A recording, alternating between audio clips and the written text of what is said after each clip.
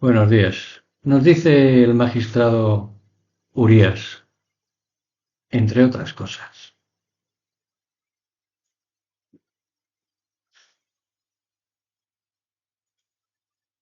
De periodistas, fuentes y malos jueces. En el caso del fiscal general, el ataque al Estado de Derecho que protagonizan nuestros propios jueces convertidos en auténticos actores políticos, solo puede llevar a desesperanza a cualquier ciudadano consciente. Me gusta la manera que tiene Urías de evitar decir jueces delincuentes, prevaricadores, mafiosos. Los llama actores políticos. En unos meses vamos a ver al fiscal general del Estado sentado en el banquillo de los acusados. Se le juzgará por la filtración a la prensa de un correo electrónico que envió a la Fiscalía el abogado del novio de Isabel Díaz Ayuso, en el que proponía reconocer que había cometido un delito fiscal a cambio de que le rebajaran la pena. Sin embargo, hay muchísimas dudas de que efectivamente haya indicios suficientes no ya para condenar al fiscal general, sino incluso para abrir un juicio contra él. La Sala de Apelaciones del Tribunal Supremo, constituida por mayoría de lacayos del Partido Popular, acaba de confirmarlo en una polémica y discutida resolución aprobada por la mínima. La esencia del argumento de los dos jueces que votaron a favor de que la imputación contra la cabeza de nuestro Ministerio Fiscal no es disparatada. Se trata de una justificación muy débil, que no debería tener cabida en nuestro sistema. Aquí lo importante para que el Estado pueda juzgarlo a uno no es que un juez se invente un relato de hechos que sea posible y no incluya contradicciones, sino que efectivamente la acusación se sustente en indicios suficientes. Peor aún, este par de magistrados lacayos del Partido Popular da especial importancia al hecho de que el fiscal investigado hubiera borrado sus mensajes de WhatsApp, invirtiendo el principio de presunción de inocencia. Parecen decir que si no hay pruebas de nada, eso es señal de que es culpable. Si no hay pruebas de nada, es que no hay nada. No es señal de nada. Es que no hay nada. Los medios de comunicación y las redes sociales han puesto el acento en este borrado con el autoritario razonamiento de que si no tuviera algo que esconder, no habría borrado sus conversaciones. De ese modo se viene a negar de plano su derecho a la intimidad y la posibilidad misma de que quisiera evitar el acceso ajeno a cualquier otro detalle de su vida privada. Imaginaros por un momento, y esto os lo digo yo, de que no lo hubiera borrado y a ese lacayo del Partido Popular llamado Hurtado se le hubiera ocurrido coger todo lo que tiene ese señor en el WhatsApp con importantes secretos de Estado y se lo hubiera dado a la ultraderecha que está haciendo de acusación. ¿Qué habría pasado entonces? En fin, en este contexto adquieren importancia las declaraciones de hasta 7 periodistas de 4 medios de comunicación distintos, incluido uno tan poco sospechoso de afinidad con el gobierno como El Mundo, que vinieron a declarar que conocían el correo en cuestión antes de que llegara a manos del propio fiscal general del Estado.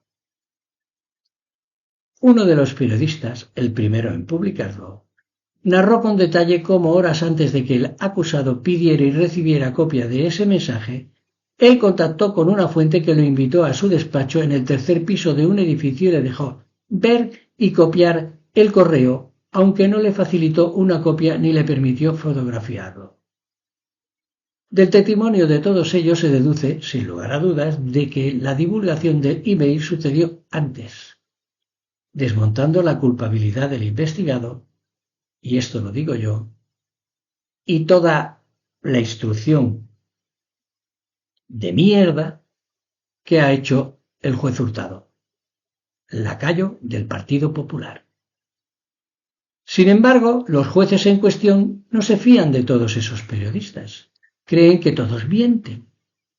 Y lo creen por dos cosas. La primera, que dicen ellos que si el periodista realmente hubiera leído el email, varias horas antes lo habría publicado inmediatamente sin esperar a esa noche. Es, claramente, la manera de pensar de alguien ajeno al mundo del buen periodismo y carente de una mínima cualificación profesional. Ni la de juez tienen.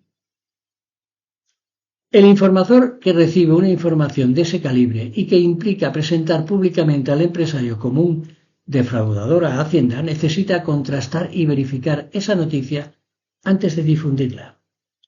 Si los jueces del Supremo conocieran siquiera por encima la jurisprudencia constitucional sobre el derecho a la información, sabrían que a los periodistas se les exige contrastar especialmente ese tipo de noticias. No estamos hablando de los buleros, no estamos hablando de los pedazos de mierda que hay de la ultraderecha, como el Ojete, el Confidencial y todos estos. No. Estamos hablando de periodistas, en toda la extensión de la palabra.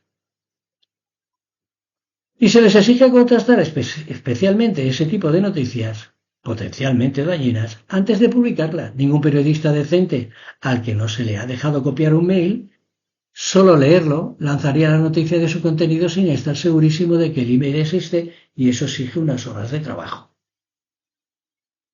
El segundo argumento para negar credibilidad a los periodistas es mucho más preocupante. Se quejan estos magistrados de que los periodistas han dado detalles de cómo conocieron el contenido del correo electrónico antes, pero no han querido identificar a la fuente que se los facilitó, que se necesita ser hijo de fruta para decir eso, y más siendo magistrado del Tribunal Supremo, Sala de Apelaciones. Al hacerlo demuestran que no conocen, o más probablemente, no respetan suficientemente la Constitución, que en su artículo 20.1 garantiza el derecho de los periodistas a no revelar sus fuentes. El desprecio a este derecho constitucional de los periodistas no es exclusivo de los jueces, aunque estos sean su principal enemigo. El derecho al secreto profesional consiste precisamente en que en ningún caso se puede obligar a un periodista a justificar a quien le proporcione información. Aunque no lo parezca, se trata de una garantía esencial para la democracia. La manera de que puedan salir a la luz informaciones incómodas es que quien se las cuente a un periodista esté seguro de que nunca sufrirá represalias por ello, porque no hay forma alguna de forzar al informador a que diga quién ha sido.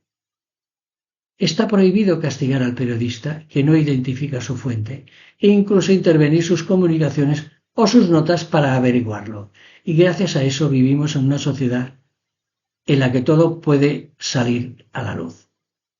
Bueno, casi todo, siempre que no intervenga esa organización criminal constituida para ser lacaya del Partido Popular, como es la UCO. Corresponde, por supuesto, al informador comprobar que lo que le han contado es verdad antes de publicarlo, pero puede hacerlo sin señalar a quien le facilitó la pista inicial, y ese derecho molesta especialmente a los jueces que constantemente lo amenazan. Incluso también amenazan al borracho asesor de la quironesa Ayuso, que se permitió el lujo de amenazar, de cerrar un diario como el Diario.es y a su periodista. En fin, estos jueces quieren investigar las filtraciones que les molestan y soportan mal que un periodista sepa quién es la persona que ha pasado la información, pero no puedan obligarlo a decirlo. Por eso hay constantes ataques judiciales a un derecho constitucional que les impide ser omnipotentes. Y son... No sabéis lo que me cuesta aguantarme según qué adjetivos. En esta ocasión los jueces del Supremo atacan el derecho a no revelar las fuentes, quitándole credibilidad a declaraciones de los periodistas que incluían bastantes otros detalles verificables. Lo hacen en una resolución que, pese a su forma jurídica, tiene esencialmente motivaciones políticas rastreras, miserables, de cloaca, como es ser una organización criminal constituida para ser lacayas del Partido Popular, como ese Tribunal Supremo. Se trata de enjuiciar al fiscal general y hacer daño al gobierno, aunque para ello haya que saltarse la presunción de inocencia, el secreto profesional de los periodistas y los principios básicos de nuestro sistema penal. Sin embargo, las amenazas para los periodistas vienen también de otros lugares. Sin ir más lejos, entre el silencio de las asociaciones profesionales, el gobierno progresista está decidido a aprobar una ley de secreto profesional que supone prácticamente su desaparición al permitir que en determinados casos los jueces puedan levantarlo. Esos casos se convertirán en la norma.